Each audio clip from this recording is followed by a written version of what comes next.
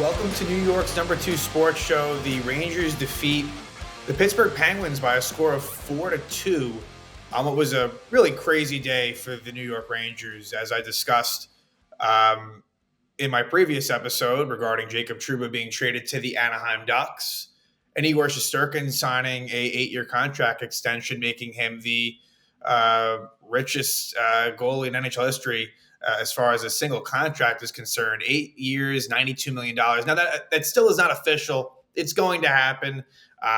Probably will be announced over the weekend, but there has been a lot of angst, and the Rangers have not played well for a while, but this was a game. The Rangers did play well. And look, Pittsburgh was coming in on a 4-game winning streak. The Penguins are not a team that I would expect to make the playoffs. It's a very veteran-laden team, and one that is certainly trending in the wrong direction. And the Rangers on opening night went to Pittsburgh and really just beat the crap out of the Penguins in that one. And this was a game where the Rangers were the better team. And what was good in this game was a couple of quick responses by the Rangers. When the Penguins had their 2 goals, the Rangers were able to respond and tie the game in one case and take the lead for good in another case. So the Rangers, with this win, improved their record to 14-10-1. And, I don't think it's a coincidence that Jacob Trouba being out of the lineup really helped. And it's just one game. And I don't think that the defense that we see now is necessarily the one that we'll see later on in the season, whether that be for a reason of someone getting traded out or a player like Victor Mancini, maybe not necessarily staying with the big club the whole way through. But the biggest thing, before we get into sort of the stars of this game, looking at the defense, Braden Schneider really has a much bigger role. That's the bigger deal, more than Mancini. Like Mancini, he played like 11 minutes and was fine. And for the time he played, did a decent enough job. I think it's good to let him get a chance. I do wish that he played more than he did, but, circumstances dictate that. Only like 14 shifts. And so therefore, like Zach Jones, he didn't really play a whole lot. 14 minutes for Zach Jones. So that's a pair that I think might get sheltered minutes. And see, that's the difference. When Trouba was on the third pair, he played a lot more than Mancini did. But they're really going to be relying heavily on Lindgren, Fox, and Miller Schneider. And, I think that giving Schneider this opportunity is just really good. Because as much as we're used to, I said this, when I discussed the trade, yes, at times, really mainly last season when Trouba got hurt, we've seen Schneider in certain scenarios get extended opportunity. This will be the first time that it's really there for him. And can he grab it and take it? And I think early returns, I thought Miller with Schneider was good. There were a couple of plays, here and there that weren't great, but by and large, I thought that they were dependable. And I think that Peter Laviolette's going to be rolling them out quite a bit against, top units as well. So I think Trouba's addition by subtraction to keep it within the terms of game by game, not even to get into the contract, because that's a win. Getting the $8 million off the books is a total win. But I just think him not being in the lineup in terms of the Rangers play, it's better in terms of, having just maybe a little bit more speed, a little bit more youth, a little bit more ability to move the puck up the ice, playing better in your own zone. I mean, I can go on and on. I think that the problem with Jacob Trouba is that they really weren't, as long as he was on the team, they were not willing to give him less minutes. They were not willing to give him what you saw tonight with Victor Mancini, 10 minutes and 58 seconds. That was not happening. Nor would it have been great in terms of the contract he had. That's very bad value. So any way you want to look at it, Trouba being in there was not good. As far as this game and sort of the stars of this game, Artemi Panarin really was I don't want to say he put the team on his back because there's other contributors as well, but scores 2 goals, gets an assist as well. But, he tied it up. The Rangers, were playing well, but they weren't finding the back of the net. And Panarin beats Penguin goalie Alex Nedeljkovic twice in the second period, including a goal with like 1.5 seconds left in the second period to give the Rangers a 2-1 lead. So Panarin was good. And the thing with him is he's actually been he's been pretty quiet lately. So I think that's a good thing. And the fact that, like, with the Rangers' struggles, we haven't really talked about the fact that it didn't seem as if Panarin was putting up a ton of points. And I thought the top six, and when I say top six, I mean the Zibanejad line and the Trocheck line, not the Hedl line, even though, we've kind of flirted with the idea of Hedel's line being considered part of the top six. It wasn't tonight, for better or worse, but I thought that the top six was really good. So Panarin, 3 points, Trocheck, 3 points, a goal and 2 assists for him, Lafreniere with a couple of assists that, were very meaningful. And then Reilly Smith, who has been not great lately and really has not had a great season with the Rangers, but he is someone that I think that they should stick with. I would not pull the plug on Reilly Smith just yet. This is someone that's playoff proven, and I think in the right situation, I think really could help this team. He ends up getting the game-winning goal, and he was buzzing around all night. And for him, there's an extra bit of motivation. He was traded from the Pittsburgh Penguins just this past offseason. So not his first game against Pittsburgh, obviously opening night was, but this was a game where Reilly Smith, he deserved that game-winning goal. He was really, really effective. And hey, give credit to Mika Zibanejad, who is, I think now that Trouba is gone, Zibanejad likely will be one of the players that I think fans will probably target as reasons for why this team isn't doing well and his contract and all of that. And it won't just be Zibanejad, but it'll be part of that. But look, he played with a purpose in this game. He was, you saw some more speed. Now, look, the Penguins are not a very fast team, and so that helps. But still, I thought Zibanejad, that line was pretty good. And look, Chris Kreider gets his first assist of the season. And we know how Chris Kreider, he's very much heavily involved in trade rumors. If you're Chris Kreider, how could you not think about the idea, him more than Zibanejad, honestly. I think the likelihood of Kreider being traded is greater based on the contract stipulations and the fact that Mika has that no movement clause. Kreider is more easily tradable than Zibanejad. So I just thought that line did a really good job against the Crosby line, and then you get a lot of offensive production out of the Trocheck line, so that was good.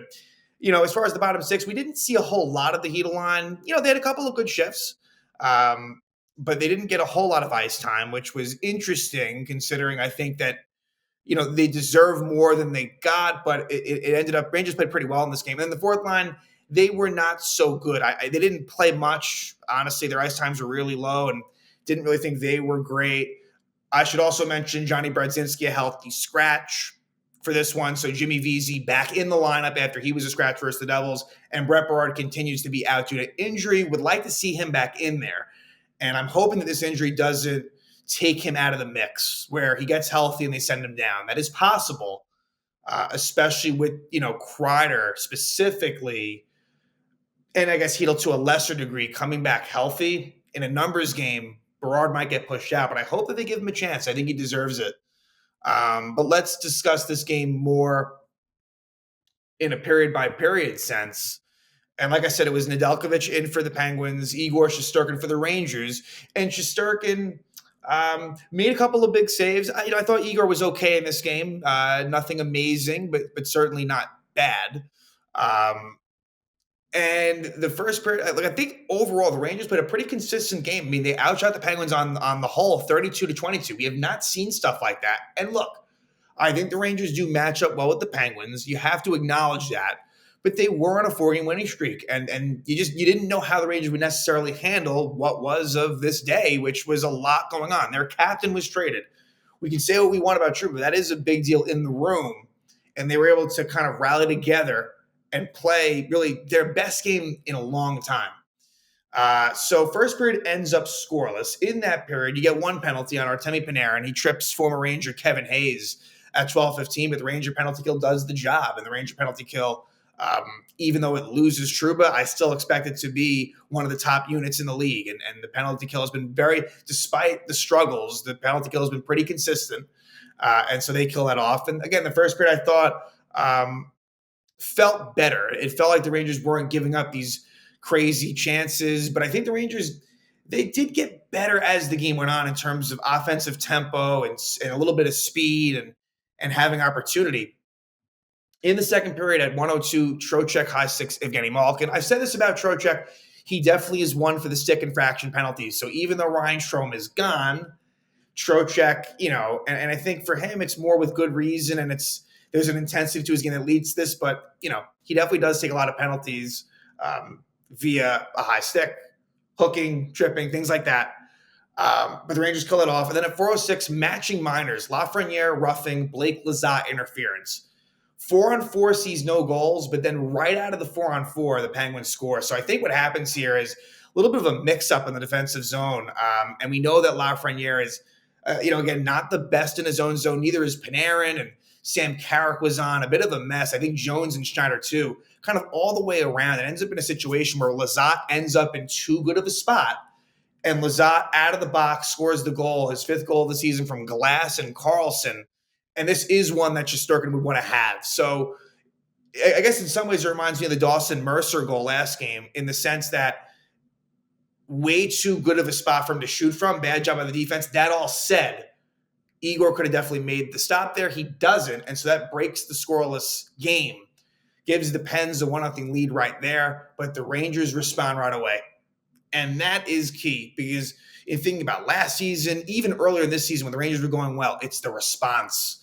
And a minute and 9 seconds after the Penguin goal, Artemi Panarin ties it up, his 14th goal of the season from Lafreniere and Trocheck. And just a nice, simple play where I believe Lindgren was the one that, or it was either Lindgren to Fox or Lindgren right to Trocheck. I think it might have been Lindgren to Trocheck. Trocheck makes a pass to Lafreniere on the left side, and then Lafreniere with a nice pass to Panarin, coming in with a little bit of speed, a really nice slap shot. He fires it home past Nedeljkovic to tie it up at 1. Then at 12:39, Marcus Pettersson trips Braden Schneider. Rangers don't score on that power play. Then at 16:08, Sam Carrick is called for holding Anthony Beauvillier. Sam Carrick takes a lot of penalties, and I think that his game has taken a little bit of a dip from what it had been. I think that Carrick, for now, I have no issues. Like, I think him being the 4th-line center and he kills penalties, I'm fine with that, right? But I think just in being, observant to the situation, I think he needs to cut down on the penalties for sure. But again, the Rangers do kill it off, and then they score that goal, right? With less than 2 seconds in the period, Panarin does it again. 2nd of the game, 15th of the season from Trocheck and Braden Schneider. So nice pass by Schneider to Trocheck. And again, Panarin, same part of the ice. This time it's a wrist shot, and he scores. So that was big to give the Rangers a 2-1 lead. They only have 1 loss this season when leading after 2, and that was a loss to Carolina. What was it, about a week and a half ago or so? And this one, kind of similar to the Montreal game from about less than a week ago, the Penguins do tie it up. Before that, there was a Ryan Shea delay game penalty at 4:39. Penguins kill that penalty off. And then at 6:18, Zach Jones trips Brian Rust. Rangers kill that, but after, again, another situation where the Rangers coming out of the box end up, they need to tighten up on things like this. Because what happens is Keandre Miller turns it over, not in a dangerous spot, but he does turn the puck over to the Penguins. And not a great change by Zach Jones, and to a lesser extent, Chris Kreider. So Jones didn't want it to be a situation, I guess, where there was 3 defensemen on the ice. He leaves, Kreider leaves as well, and it kind of leads to a little bit of a mini odd man rush where former Predator Philip Tomasino scores his 3rd goal of the season, assisted by Bunting and Pettersson. So at 8:29, Penguins tied up at 2. And, not great right there in the way that it happened. Again, Ranger penalty kill looked good. But it's the Rangers need to get better at fixing these slip-ups that are somewhat consistent. And I feel like we have maybe seen some of this where if the play is not standard, like, and maybe you have to kind of switch up on the go, or there isn't stability, and There has to be more thought put in. It just seems like the Rangers are just not quite connected in those situations. And so the Penguins do tie it up there. But yet again, the Rangers bounce right back at 9:53. So a minute and 24 seconds after the Penguins tied up, the Rangers retake the lead, and it's former Penguin Reilly Smith with his fourth goal of the season, assisted by Zibanejad and Kreider. So Kreider's first assist on the season, and a nice play here where I believe it was, again, I want to keep on mentioning this, where I believe this was Miller and Schneider. I think Miller and Schneider were involved in this, but really the big thing was Reilly Smith takes out Matt Grzelcyk, the defenseman, and it kind of leads to was it a 3-on-1 or a 2-on-1? I guess it was kind of somewhat of a 2-on-1 between Reilly Smith and Kreider. Smith takes the shot, stopped by Nedeljkovic. Zibanejad, though, crashes the net and puts a little shot on goal, and then it ends up being a Reilly Smith rebound to cash in. So I like the fact that not only did Reilly Smith take the shot initially, but then you have him staying there. You have Zibanejad crashing the net and causing some chaos. That's a really good goal right there, all the way around from start to finish. And Smith, well deserving, because he was all over the ice. And that ends up being the game-winning goal. So that makes it 3-2 Rangers right there. And at 10:36, Anthony Beauvillier high sticks Capo Caco, but the Ranger power play does not score. So the Ranger power play goes 0 for 3. So not a great night for them. And the Rangers were in pretty good control of this, though, I will say. There weren't many situations where the Penguins had great opportunities down by 1. And at 18:22, not an empty net goal, a regular goal. Rangers make it 4-2. Vincent Trocheck, his 7th goal of the season from Lafreniere and Panarin. So this actually kind of was the one where Miller is more involved in it. But to me, this was a somewhat similar goal to the Reilly Smith goal. And I like the fact that the Rangers are scoring these goals, and it starts with the defense. It starts with the pass, and the Rangers are then able to use their skill in these situations. That's what makes them effective. And so Panarin is able to move it over to Lafreniere. Lafreniere shows some pretty good patience, finds an open Vincent Trocheck, and he goes 5-hole against Nedeljkovic. Gives Rangers a 4-2 lead, and the Rangers win at 4-2. Look, Igor was not overly tested. He made a really nice save on Evgeny Malkin in the second period. But he ends up making 20 saves on 22 shots. And I felt like the Rangers were the better team in this one. Again, kudos to the top 6. Kudos to the Zibanejad line and the Trocheck line. I thought that those two were really good. And Artemi Panarin, he really was the driving force. And look, you're at a time right now where in terms of the letters on their chests, Trouba gone, so no more captain. Barclay Goodrow's been gone, so that's an A gone. So now you have 4 A's. And, in a couple of cases, there are players that there's trade rumors surrounding them. Certainly in the case of Chris Kreider, and I think Mika Zibanejad would be as well, if not for the no-move clause. And then it's Adam Fox and Artemi Panarin. So nice to see Panarin kind of stepping up to the plate. He's been a little bit quiet for his standards lately. And so for him to score some big goals and help the Rangers win what was a really big game. I think when you consider the day that was with Jacob Trouba being traded away, I think that there was a little bit of added importance. And the Rangers have been playing bad lately. And you had Igor on a 5-game losing streak. I don't think that we should sell this short. I don't think we should. I think that this was a pretty big win for the Rangers. And now it leads to 2 more home games, a back-to-back situation, Sunday matinee game against the Seattle Kraken, who are coming off of a loss to the Devils, and then a Monday night game against the Chicago Blackhawks. Expect to see Quick in one, Shesterkin in the other. And these are 2 winnable games. That's the fact of the matter. It doesn't mean the Rangers are going to win both of them. And this is a way for them to maybe get themselves going and gain some confidence because, Seattle and Chicago, look, the Rangers already beat Seattle in what was a pretty well-played game. Jonathan Quick was good in that one in Seattle. It was a low-scoring win where the Rangers won 2-0, if memory serves me correct. And then Chicago is one of the worst teams in the league. So it'd be nice if you can go from what was a pretty bad losing streak, you trade Trouba away, and then whether it be because of that trade or just kind of good timing, get going. So I think that things are still very much in flux. I think this roster is going to look different when we fast forward a few months from now, I don't think it's going to look the way it does now. And that doesn't necessarily mean players off the roster. I think that players are coming in. When you look at this cap space, there's a lot of it now for this season. So I think that they can get creative if they want to. And I think that the defense certainly needs more changes.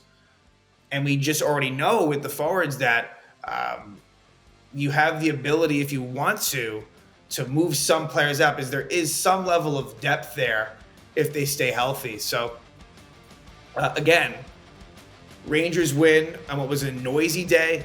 Trouba gone, Shesterkin contract extension, and the Penguins come to town, and Artemi Panarin is able to lead the Rangers to a 4-2 victory.